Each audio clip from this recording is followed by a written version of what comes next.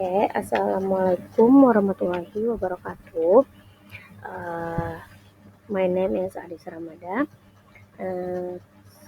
Today I want to discuss for you guys about determiners. What is determiners? A determiners is a word placed before a noun to clarify which specific noun or how many nouns are being referred to, acting as a modifier in a noun phrase to add meaning and context to the sentence. Common examples include articles, possessives, demonstratives, and quantifiers, and numbers.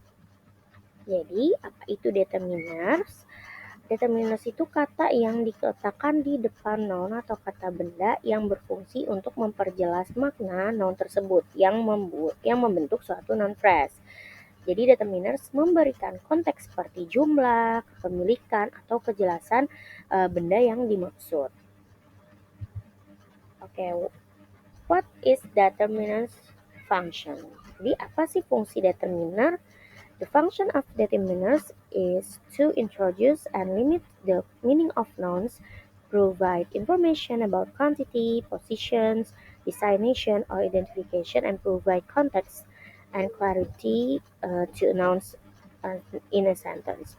Determiners are used before nouns to provide specific information, thereby helping readers or listeners understand the object being discussed. Jadi, fungsinya memperkenalkan dan membatasi makna kata benda, memberikan informasi tentang jumlah, kepemilikan, penunjukan, atau identifikasi, serta memberikan kejelasan pada kata benda dalam sebuah kalimat. Jadi, intinya fungsi utama dari determiners itu menunjukkan jumlah atau kuantitas, menyatakan kepemilikan, mengidentifikasi benda tertentu atau umum, memberikan informasi spesial atau temporal, dan membuat spesifik frasa kata benda. Ya, jadi determiner itu digunakan sebelum kata benda untuk memberikan informasi spesifik sehingga membantu pembaca atau pendengar memahami objek yang dibicarakan. Apa aja sih jenis-jenis determiner ya? What are the type of determiners? Di sini ada 7 determiners, yaitu ada pertama itu dari article. Article dari kata the di sini itu disebut juga dengan definite article yang digunakan untuk merujuk pada objek yang sudah diketahui atau spesifik. Sedangkan dari kata a dan an itu disebut juga indefinite article, di mana tidak merujuk pada suatu orang, benda, ataupun ide tertentu, melainkan membicara secara umum. Lalu ada demonstrative. Nah, demonstrative di sini itu untuk mengacu pada setiap demonstratif itu yang digunakan untuk menerangkan noun dalam hal jarak dan jumlah. Di sini ada contohnya, ada this, that, this, on, and those. Lalu ada distributif. Distributif itu di sini digunakan untuk yang mengacu pada setiap anggota secara individu dalam suatu kelompok, bukan kelompoknya secara keseluruhan. Di sini ada contohnya each, every, both, either, and neither, dan ada contohnya all and every, itu juga termasuk distributive. Lalu possessive. Di sini possessive sudah jelas ya, menunjukkan menyatakan kepemilikan. Jadi di sini ada contohnya, ada my, your, his, her, its, our, their. Lalu ada interrogative. Interrogative itu digunakan untuk menanyakan atau menentukan objek yang tidak diketahui. Jadi contohnya di sini ada kalimat bertanya ya, kayak which, what, whose gitu. Dan quantifiers itu hampir mirip dengan numbers, tapi kalau quantifiers itu memberikan informasi spesifik tentang jumlah atau kuantitas objek. Jadi memberi gambaran kuantitas bisa jelas atau tidak jelas. Jadi contohnya kayak di sini ada many, much, lots of gitu. Sedangkan numbers sama juga memberikan informasi spesifik tentang jumlah objek, tapi kalau numbers itu menyatakan jumlah benda secara pasti kayak one, two, first, second, third, and lines dan seterusnya gitu ya. Lalu kita lihat di sini ada contoh dari kalimatnya. Di sini ada artikel, demonstratives, and distributives. Artikel, contoh di sini ada I will buy a book tomorrow. Ya, a book.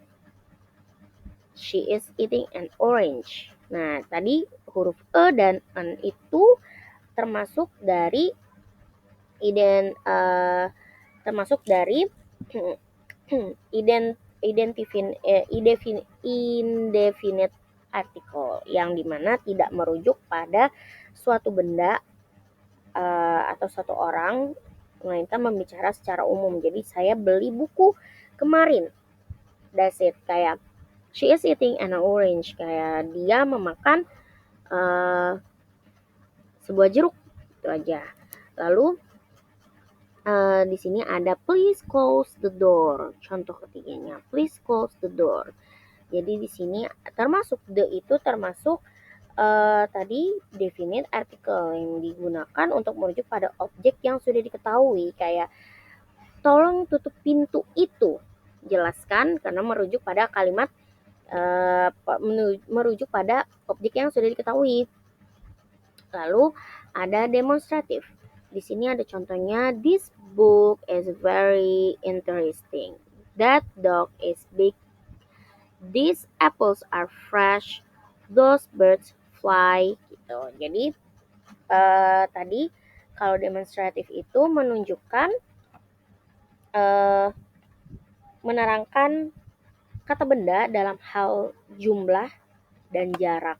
Itu kayak this book is very interesting. That dog is big. Anjing itu besar. These apples are fresh. Apel-apel itu masih segar gitu ya. Lalu ada distributif. Distributif itu mengacu pada setiap anggota kelompok atau setiap anggota secara individu dalam satu kelompok, bukan kelompoknya secara keseluruhan. Jadi kayak each student has a book. Every child needs love. Either answer is correct, neither option is good. Contoh lainnya juga ada kata dari all and every. All the children are playing in the park. Itu semua anak-anak bermain di taman. Tuh. Every house on the street has a garden. Kayak setiap rumah di jalan ini memiliki kebun gitu ya. Jadi menyatakan mengacu pada secara individu dalam satu kelompok gitu, tapi bukan kelompok secara keseluruhannya. Lalu kita lihat lagi dari contoh posesif dan interrogatif. Posesif digunakan untuk menyatakan kepemilikan. Contohnya di sini ada my bag is red, your shoes are dirty, his car is fast, her dress is new, its tail is long, our house is big, the dog is cute gitu. Jadi jelas ya, posesif itu untuk menyatakan kepemilikan. Kayak buku saya merah, sepatu kamu gitu ya kotor, mobil dia cepat gitu. Lalu terus juga bisa contoh lain kayak your father, our class, their wool, terus his shorts, her skirts ya. Lalu ada interrogatif. Interrogatif itu digunakan untuk menanyakan atau menentukan objek yang belum diketahui, yang tidak diketahui gitu ya. Contohnya di sini kayak bertanya what time is it? Yang paling sering kita temui what time is it? Kayak jam berapa ini gitu ya. Which color do you like? Whose bag is that? Gitu. Kayak menanyakan kepemilikan atau identitas pemilik suatu objek. Itu lalu ada um, quantifiers dan numbers. Quantifiers dan numbers tadi itu berbeda ya. Kalau quantifiers itu memberi gambaran kuantitas tapi bisa jelas atau tidak jelas. Kalau numbers itu menyatakan jumlah benda secara jelas atau secara pasti. Jadi kayak quantifiers, many people like coffee, much water is wasted, she has a lot of books gitu. Jadi kayak um, dia punya banyak buku gitu, cuman tahu banyaknya aja, nggak tahu seberapa banyaknya gitu ya kan. Kalau numbers, two cats are sleeping, jadi kayak jelas dua kucing itu tidur, one apple is on the table gitu. Kayak satu apel itu di atas meja gitu ya. Kayak my second phone he won third place gitu. Kayak handphone kedua saya gitu, kayak dia menempati juara ketiga gitu ya, menempati urutan ketiga tuh. Jadi jelas ya, kalau quantifier itu tidak tidak jelas atau tidak bisa jelas atau tidak jelas, tapi kalau numbers itu sudah pasti jelas gitu, sudah pasti secara pasti menyatakan jumlahnya gitu. Oke, lalu kesimpulannya di sini adalah determiners play an important role in English grammar because they clarify the meaning of the noun they accompany. Through the use of determiners, the context of nouns such as quantity, position, and clarity can be conveyed accurately. Various types of determiners, such as articles, demonstratives, possessives, numbers, and numerals, have specific functions that have form correct and communicative sentence.